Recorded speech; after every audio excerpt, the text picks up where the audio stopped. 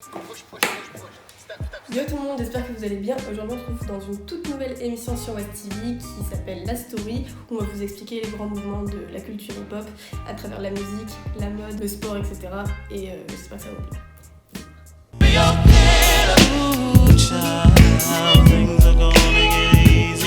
Pour ce premier épisode, j'ai décidé de vous parler de la rivalité West Coast-East Coast dans le rap américain des années 90. Si ça vous intéresse, regardez la suite.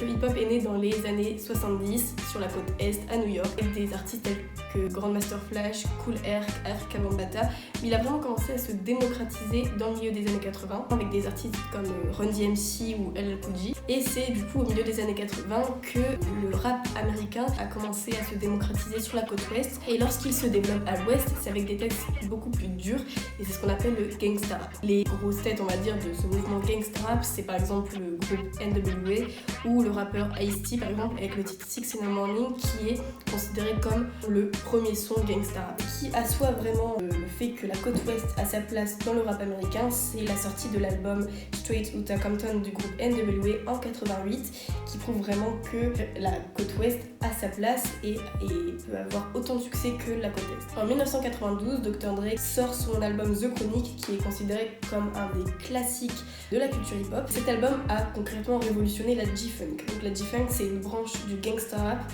qui est donc gangsta funk et qui est donc un son rap mais plutôt aux sonorités funk. Et c'est à ça qu'on reconnaît les sons côte ouest par rapport aux sons côte est. Les sons côte ouest sont beaucoup plus funk avec des sonorités beaucoup plus dansantes. Et au fur et à mesure des années, de nombreux autres talents ont commencé à émerger comme par exemple Snoop Dogg ou Tupac.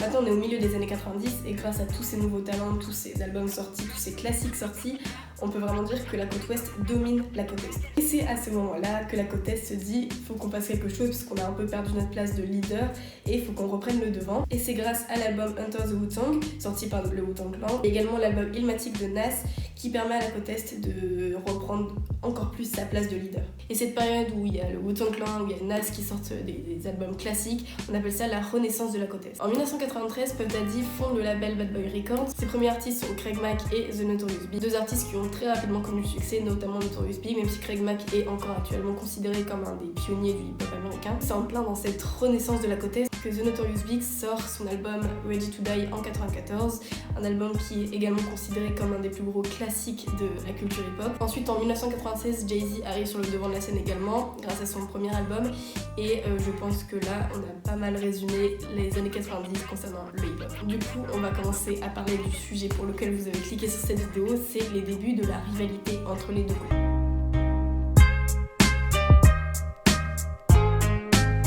Cette rivalité débute en 1991 en pleine montée du rap côte ouest. Donc le rappeur Tim Dog décide d'attaquer et de menacer toute la côte ouest des États-Unis dans son son Fuck Compton. Fuck Compton! Fuck Compton!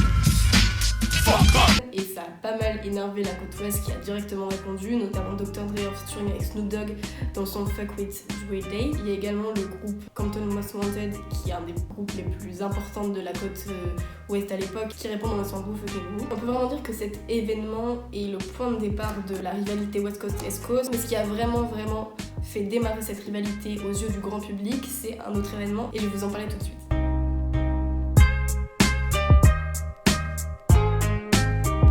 On va donc parler des débuts de la rivalité entre Tupac et The Notorious Big. Le 30 novembre 1994, Biggie, Tupac et Puff Daddy étaient en studio à New York. Donc rappelons juste que Puff Daddy et Notorious Big font partie de la côte Est et Tupac fait partie de la côte Ouest. Donc ils étaient encore, on va dire, potes à l'époque.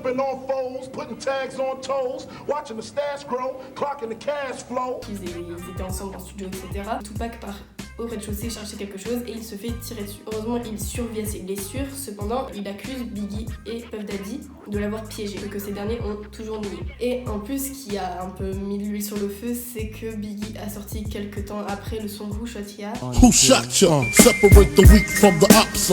Qui est, selon Tupac, une moquerie envers lui, alors que Biggie affirme vraiment avoir enregistré ce son avant l'incident et que c'est pas du tout un son, une moquerie envers Tupac, en gros... Putain, mais qui t'a tiré dessus quoi? En fait, c'était vraiment ça. C'est comme ça que Tupac l'a pris. C'est vraiment à ce moment-là, il n'y a plus du tout d'entente entre la West Coast et l'East Coast. Avant de continuer sur la rivalité Tupac-Biggie, je voulais vous parler de la guerre des labels.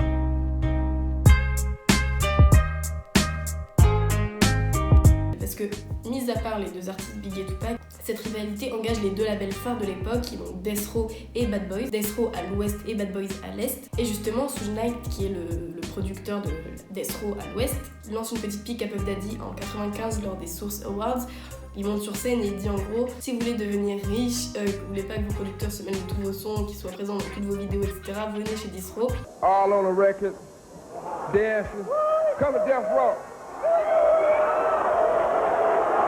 Et ça, c'était concrètement une pique contre Puff Daddy et Bad Boy Records, parce qu'à l'époque, Puff Daddy était considéré vraiment comme ce genre de producteur qui s'incruste dans tous les sons de ses artistes et qui ne donne pas trop de liberté, etc. Et ça, également, ça a provoqué, pareil, beaucoup de critiques. Bref, pendant ce temps-là, Tupac, il était en prison pour agression sexuelle et Suge Knight à l'ouest. Du coup, à chaque fois, je précise au cas où vous perdez un peu le fil, Suge Knight paye sa caution. En échange, Tupac doit signer chez Death Row. C'est ce qu'il se passe en octobre 95. Tupac signe chez Death Row Records. On va maintenant revenir à la rivalité entre Tupac et Biggie.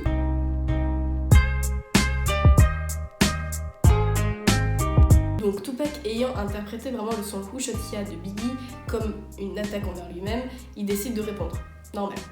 Il répond avec 3 sons. Le premier c'est Against All Odds, le deuxième c'est Bomb First et le troisième c'est Hit 'Em Up. Hit 'Em Up est vraiment considéré comme le diss track le plus marquant de l'histoire du hip-hop des années 90, même de l'histoire du hip-hop de tous les temps.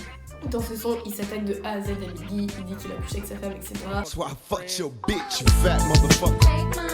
Westside, bad boy killers. You claim to be a player, but I fucked your wife. Et ce son a fait vraiment énormément de bruit.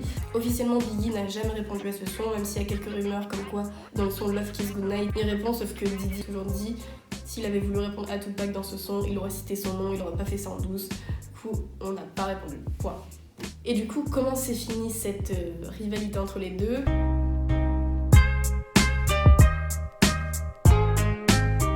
Par tout simplement 2 assassinats. Le premier, c'est celui de Tupac, précisément le 7 septembre 96. Tupac se fait assassiner à Las Vegas par on ne sait qui. Les rumeurs disent que c'est des membres des Crips qui ont assassiné Tupac parce qu'il s'était attaqué à un membre de leur gang il y a quelques heures auparavant. Tous les fans de hip-hop se sont dit c'est la côte Est qui a manigancé quelque chose pour tuer Tupac, étant donné toutes les embrouilles. Et 6 mois plus tard, c'est Biggie qui se fait assassiner également en voiture. Pareil, on ne sait pas par qui. On accuse la côte Ouest d'avoir manigancé quelque chose pour se venger de la mort de Tupac. Donc ces 2 assassinats ont amplifié, on va dire, cette rivalité, sauf que les rappeurs qui étaient encore vivants, comme par exemple Snoop Dogg, Dr. Dre et Puff Daddy, ont fait en sorte de calmer ça parce que ça faisait énormément de morts, énormément de problèmes. C'est Snoop Dogg qui a annoncé publiquement que la rivalité était terminée, que la guerre était finie. Et d'ailleurs, il y a quelques années, Snoop Dogg et Puff Daddy ont fait un concert en commun, ce qui montre bien qu'il n'y a plus aucune rivalité entre les deux côtes. Et j'ai enfin terminé cette vidéo, j'espère qu'elle vous a plu. N'hésitez pas à vous abonner aussi. It was all a dream. I used to read Word Up magazine. Salt and pepper and heavy D up in the limousine.